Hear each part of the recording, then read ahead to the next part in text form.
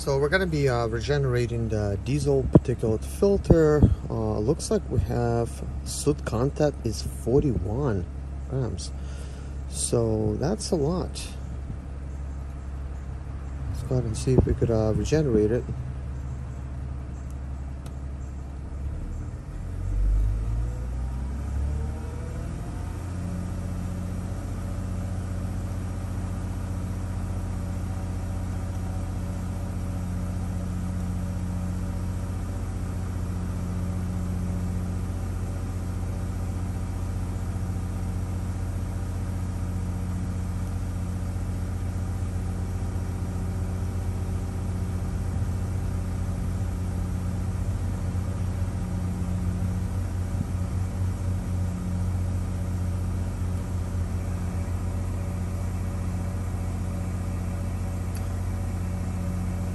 So if this worked, this should take about 30 minutes to do from start to finish. But the problem is, they never work. They will constantly shut off and kick you out, and you have to start over and stuff like that. So right now what's going on, it is trying to warm up the vehicle to the appropriate temperature. That way the regeneration process will begin. I can definitely hear hissing at the bottom. Oh yeah, I can not only hear it.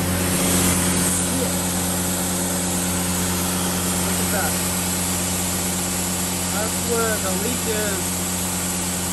It's really bad. So I am regenerating this 2007 Sprinter, as you can see. Lots of nasty smoke is coming out. It stinks pretty bad. Now we're gonna crawl underneath. I'm not gonna speak.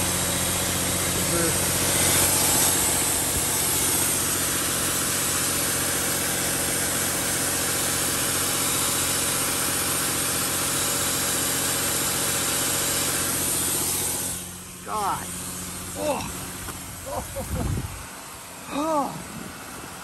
Oh man, that stuff is nasty, just nasty. I mean, it's obvious it's coming from the bottom. Earlier I went down there, I could not see this type of smoke. It was somehow a little bit more clear. I could certainly smell it, and you can see it's all right there where the intake manifold is. Now, I believe there's a possibility that the flex pipe that, you know, right there at the back of the engine where the turbo is and the EGR system, those are common, you know, to break and leak right there. So there's a good chance that that is actually what's broken. But it's very hard to get to it in order to replace it with everything in the way there. So unfortunately, a little pipe, big job. Well, anyways, here's a little update of the regeneration process. It is underway. This bar needs to fill up all the way to the back for the job to be complete. So at this point, the exhaust temperature upstream of diesel particulate filter is 1135 degrees. It is steadily, a little bit slightly below 2000 RPMs, about 1700 or so, 1800 RPMs. And regeneration is in progress. So that is definitely a good thing. Just going to observe one more time underneath the hood. The regeneration is in progress. You can definitely see smoke is rising from here. It's kind of hard to see in the camera, but you can see it right there.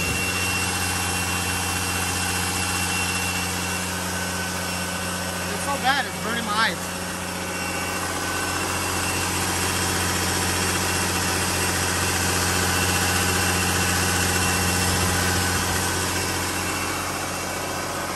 With the hood closed, most of it has no place to go but down. So with it up, that's where that goes. Well, that's not good. Looks like our test just failed.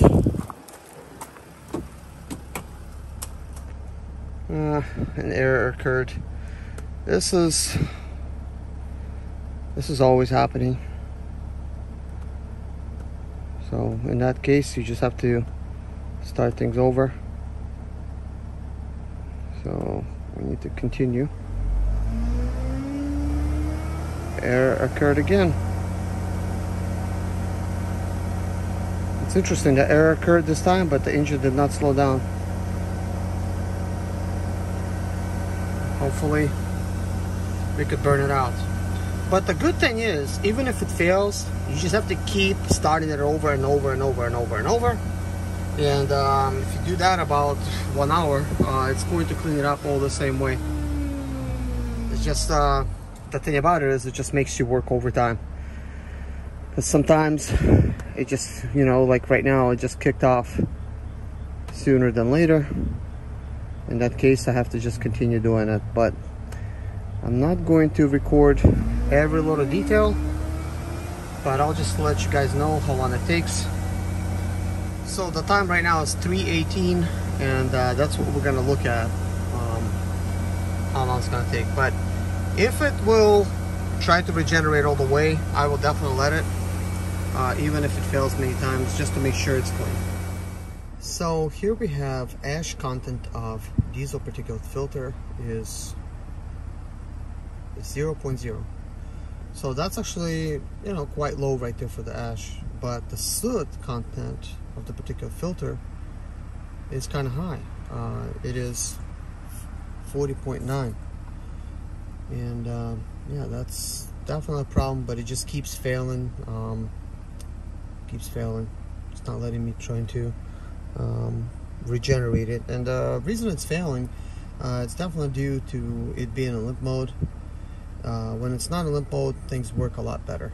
But in this type of situation, it just keeps failing.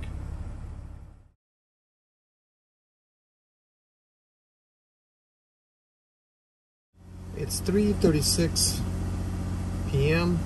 Just started the regeneration process over again. It just failed again. Just really being glitchy.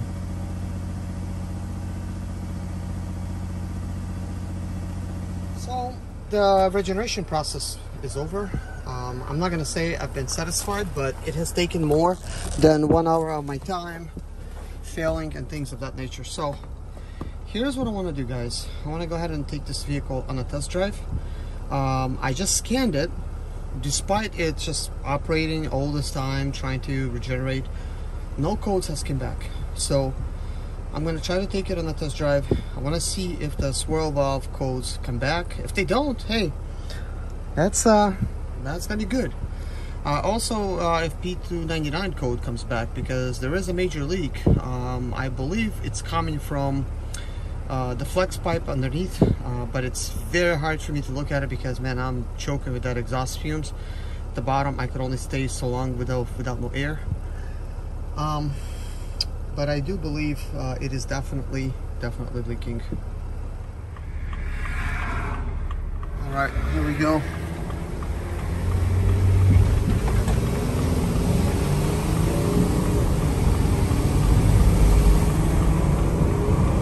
And immediately limp mode gets triggered. I'm still going to take it on a further test drive, even though it's triggered. I want to see if the swirl valve code comes back. If the intake runner, if it's still stuck, because we had a code where it's stuck. Let's see if that code is still present or not. Man, it's unfortunately, it's very slow acceleration. I'm gonna go ahead and put my phone away, but before I do want to let you guys know that I'm basically having the gas pedal all the way down for this entire test, and still it's extremely slow. So guys, the van is acting real weak. So it just lets me just show you kind of like what I mean. So we're gonna turn around, we're gonna go downhill. So this is me pressing gas all the way down, and we're going downhill. But I'm getting some jerkiness out of the van, like it's also lacking in fuel, and that's definitely possible. This fuel filter probably never been changed. So right here there's a slight incline, and I kind of like to test things where it's, you know, it's kind of safe, just slight. So watch what happens when I press the gas pedal all the way down.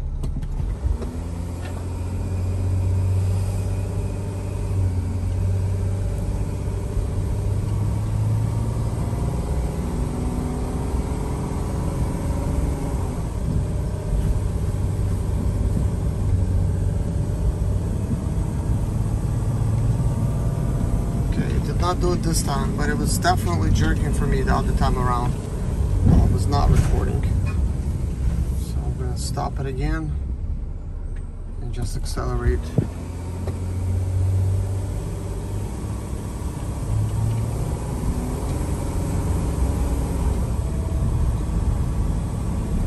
Right there, there is a little jerkiness there.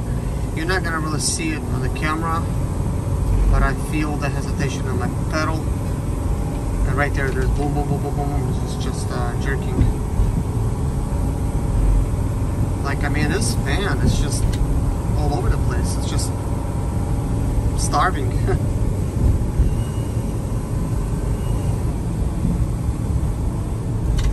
Right there, some jerkiness. Right here. You can kind of see it reflects a little bit in the RPM gauge.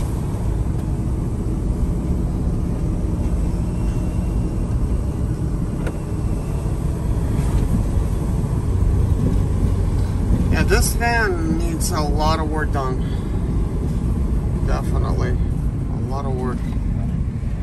Just way too much wrong with it. At this point, it's really hard to say what's really causing what. Look, you hear that?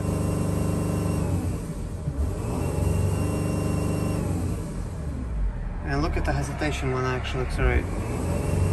Right there, did it, and then it goes to 3,000. That whistling right there, that is not good. It's definitely coming from the turbo, but that same sound can be coming from the flex pipe. It's a metal type of sound. It's really hard to get access to the flex pipe.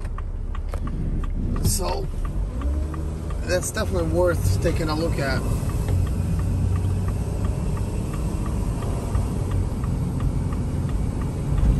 Right there, some jerkiness.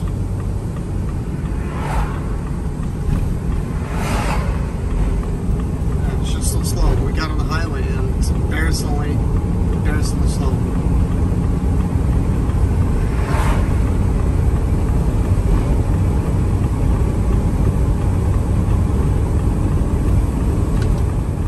I really don't like when this kind of stuff happens. I've done already what I was supposed to do in this van. There's apparently more to do. But in this type of situation, my hands are a little bit tied. You know, the customer wants to do some of the work himself, so I cannot really do everything that I want to do, and I don't blame the customer. You know, I mean, a lot of this stuff is going to be a lot of money and a lot of work, so if you can save some money by doing some of the work himself, then so be it. But this engine, it needs to be pulled. A lot of stuff needs to be replaced, and definitely the oil cooler seal needs to be replaced. Finally, we're going downhill, and we got a chance to accelerate to 60 miles an hour. And it's gonna be losing some energy, as I thought, going up this hill, even though I'm applying gas pedal all the way down. Well, I do believe that we have some good news, because guess what? The intake runner being stuck is no longer an issue. At least it's not pulling up right now. The only one that we're having is the turbo supercharger under boost, which is a very common issue on any Sprinter model. It's just in this type of situation, it is not common where it's actually leaking, because it's not leaking at the actual airbox. It's leaking to the right side of the engine. That's mechanically speaking, if you're sitting behind the steering wheel, where the EGR system is. And I'm gonna walk you to an engine from basically the same model year vehicle and show you what I'm talking about. One thing for sure, that oil leak from the oil cooler seals is pretty bad. Look, this is right there, all those drips that you see, that's just from me pulling in. And you could see, look at that, the drips start all the way from here, me pulling in. So that's a pretty big leak. By the time you get somewhere, you're gonna lose about a quart of oil. So that hesitation that I'm feeling might be also low oil. And I checked the dipstick earlier, and it was low oil. Also, when it's leaking oil from the oil cooler, I mean, there's other problems that could occur from that.